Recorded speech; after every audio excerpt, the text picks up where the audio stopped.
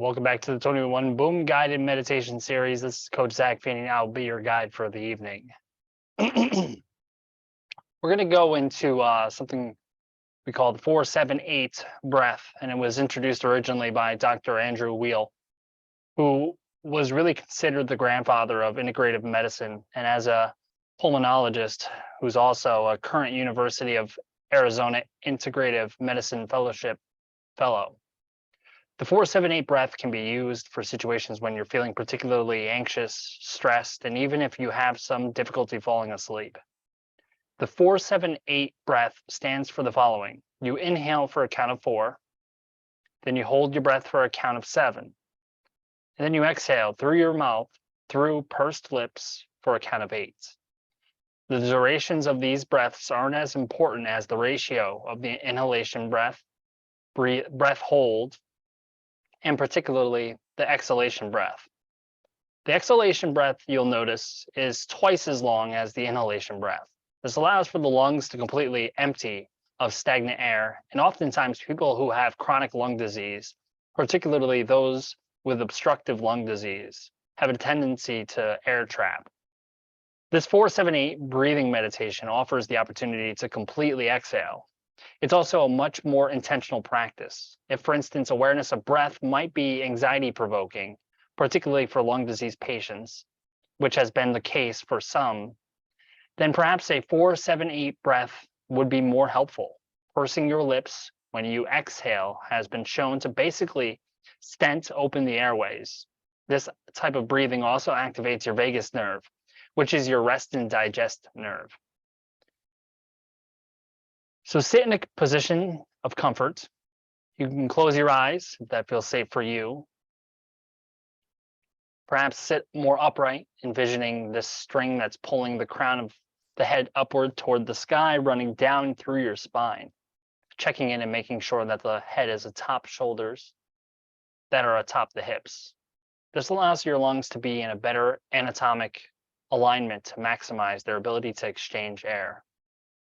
We'll exhale out through the mouth, and then to start, you'll inhale through your nose for a count of 4. 1, 2, 3, 4. Hold the breath. 2, 3, 4, 5, 6, 7. And then out through your mouth, through pursed lips. 2, 3, 4, 5, 6, 7, 8. We'll do that 3 more times.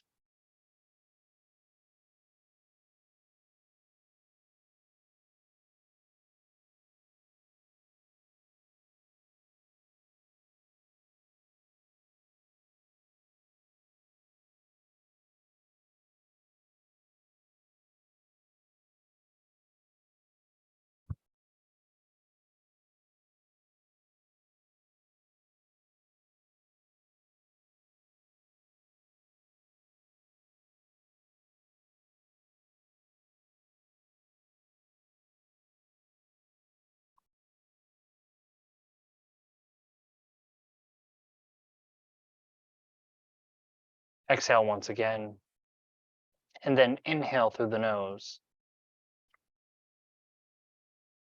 Hold your breath. Then exhale through your mouth.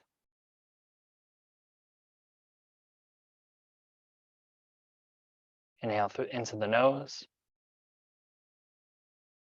Hold the breath.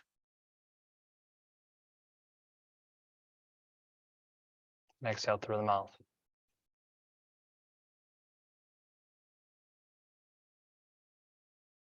One more time, inhale through the nose. Hold the breath. And exhale through the mouth.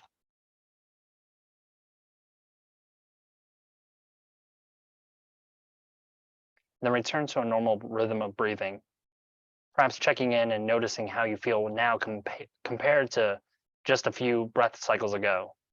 Notice the body sensations now. Notice any emotions. Notice your sense of being right now in this moment after the 4-7-8 breath. The recommended number of times to do this type of breathing meditation is going through 4 breath cycles up to twice a day initially. Sometimes if you do more than that, it can cause some lightheadedness and dizziness. If that should happen, you can definitely decrease the number of breath cycles you do with the 4-7-8 breath and slowly build up. But perhaps this is a breathing technique that you might want to try before you do your daily mindfulness practice. Incorporating an intentional mindful type of breathing before your formal practice. The invitation is there, the choice is yours. Next up, we're going to try the halt practice to tune in to what your body needs. Sometimes we need to drop into our body to discern what we need in this moment. The 4 questions that we're going to do allow us to self-regulate by attending to what our difficult emotions or physical sensations may be telling us. This is a short check-in self-regulation practice known as HALT. This is one that's been floating around self-help circles for many years. What we want to do is basically check in with a few of our basic needs and emotional state to uncover what your body needs. In a nutshell, H beacons for asking ourselves, am I hungry right now? A means checking in to see A, am I angry or anxious, or otherwise dysregulated and activated? L stands for lonely. Am I feeling lonely in this moment? And T stands for, am I tired?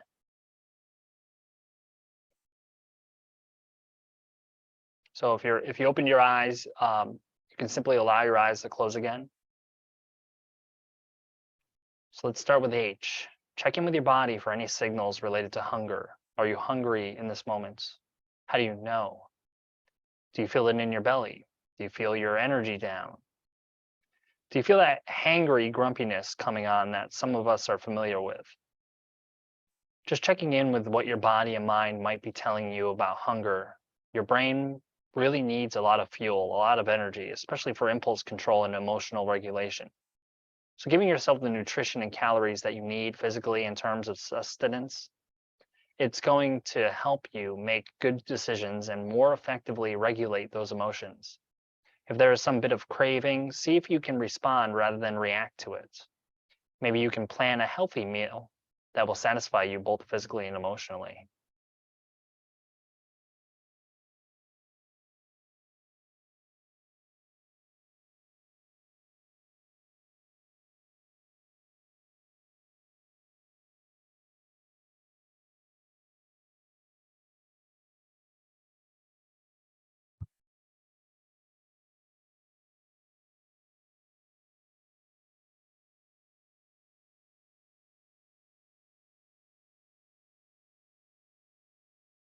Now A, are you activated with the A of either angry or anxiety? These can be related to our fight or flight responses. When we're in anger or anxiety or more primitive parts of our brain and nervous system, when we're activated, we can't regulate our emotions quite so effectively. We can't think and reason things through considering the long-term consequences of our actions. How does your body tell you that you're angry or anxious? Where in your body and your mind are you aware of it? And then making a choice for regulating and calming your body. Perhaps taking a few breaths, extending that exhale out, perhaps grounding yourself by pressing your feet into the ground or taking a look around you. See the shapes and colors in the room. You might tense and release your muscles, whatever helps settle your nervous system so it's a little bit less activated and on guard.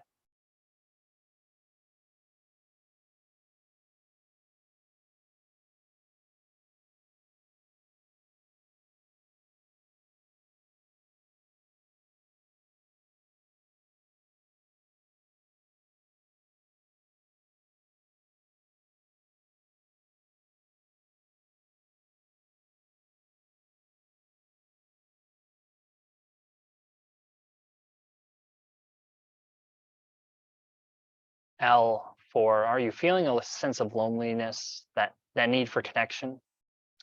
Healthy regulation for so many humans actually starts with co-regulation with others. Our collective nervous system can ramp up us up or can settle us back down. Interacting with others is also like almost like medicine that we need sometimes. And we know that social contact starts to build better regulation skills, boost happiness, regulate our mood, and help us take more effective perspective on the situations that are challenging us at any given moment. Checking in, are you feeling lonely or are you feeling connected? And if there is some loneliness or longing, what simple action can you do? Can you reach out, text a friend, recall a moment of recent connection with others, or find some other way to contact someone supportive? And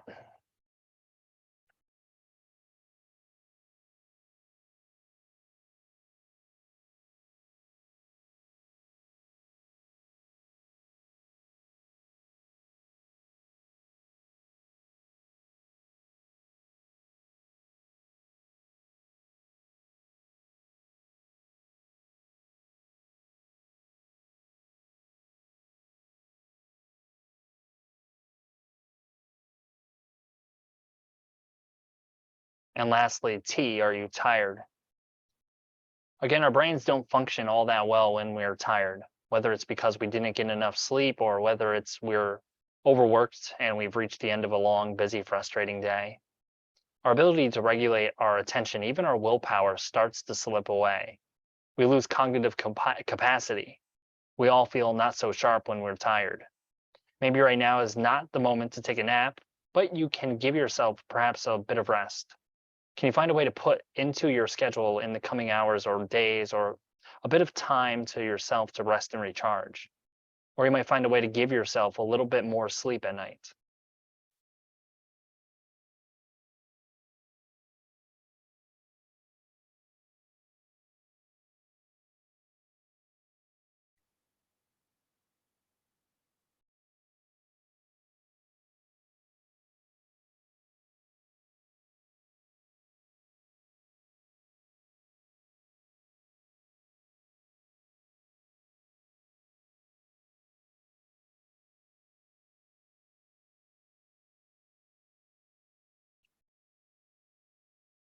When you find yourself a bit dysregulated or overwhelmed, a few of these simple interventions can help. Asking yourself, am I hungry, angry, anxious, or otherwise activated? Am I lonely? Can I reach out? Am I tired? Can I give myself some rest or a break? Do something restorative for my energy. We can much more effectively manage whatever difficulties may arise over the course of a challenging day and weeks ahead.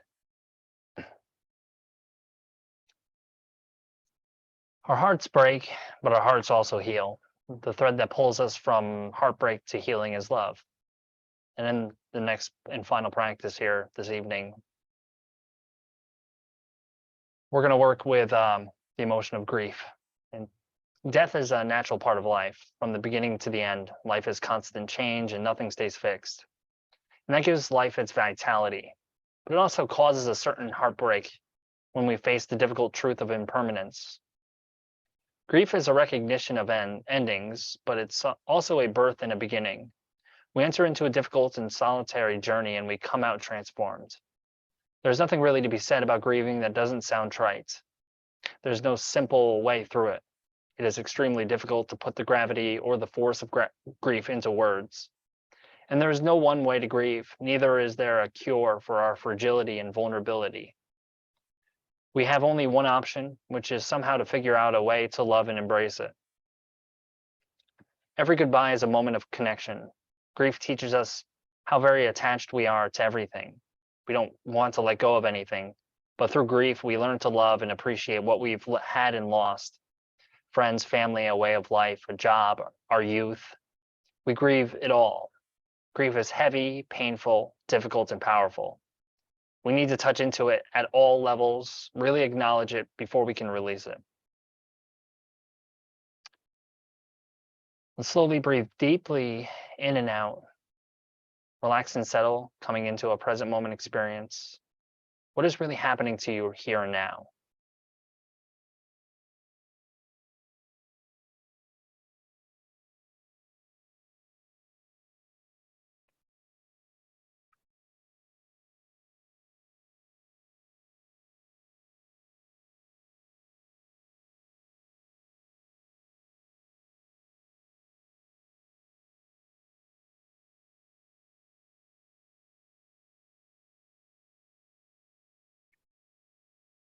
Now bring to mind a personal loss.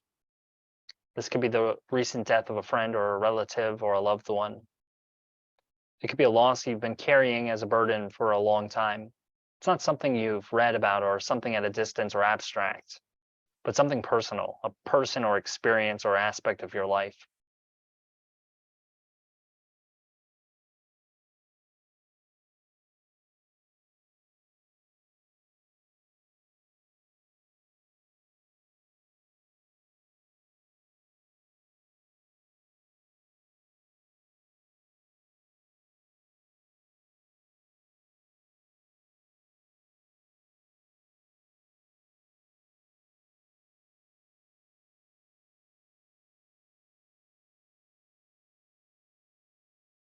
Start with your body and your immediate somatic experience.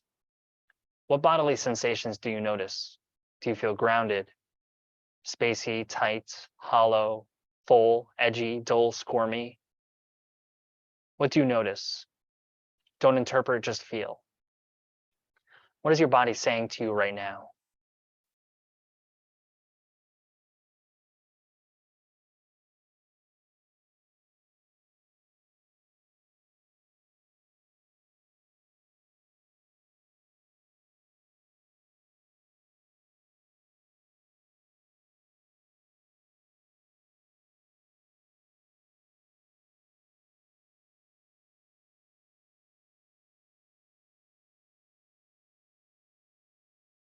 Now bring yourself to your heart in the middle of your chest and simply feel the heart holding the grief, being filled and heavied by that grief. Your raw, tender, loving, vulnerable, beating hearts, and rest with that.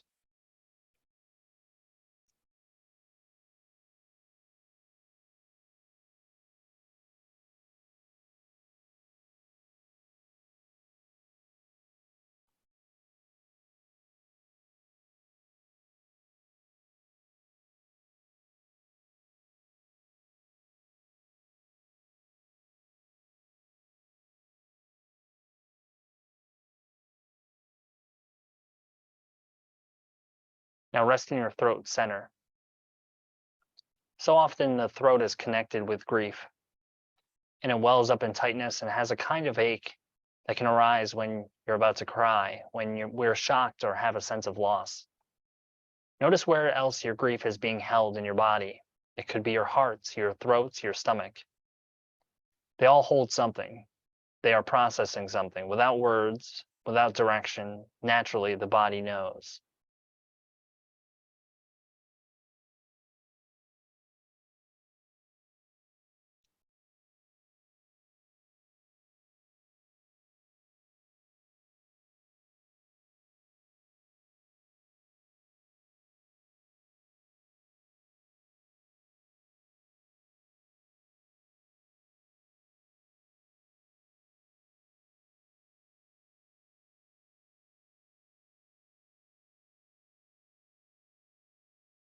Then direct your attention to what emotions are arriving. Sorrow, anger, quality of love, disappointment. It could be a sense of intensity or a sense of just being dull. Note what emotions are arising. Don't be embarrassed or afraid to feel whatever you're feeling. Don't judge what you're feeling, just feel. Let your emotions manifest, welcome them. Don't suppress them, and also don't feed them. Emotions are the energy of our grieving, and they change. They're always changing, like life itself. Be gentle. If you start to feel overwhelmed, take a break, rest, breathe, resettle. Allow yourself time to rest in your present moment bodily emotional experience.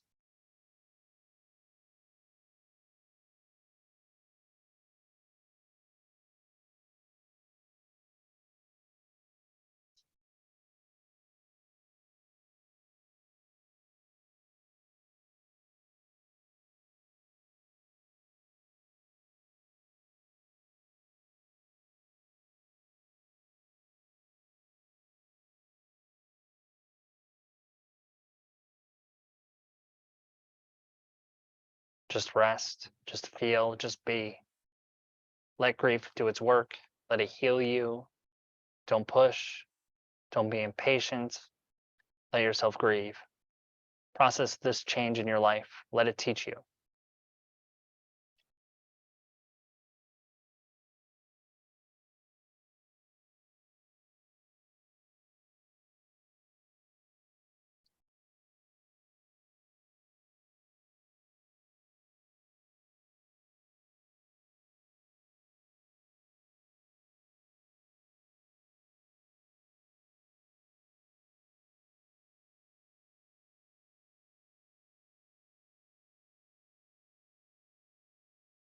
Reflect on grief in your life, on the losses you've had, and how your losses connect you with so many others. Just bringing your attention to the fact that fact can be so healing. It happens to everyone. It's hard to accept change.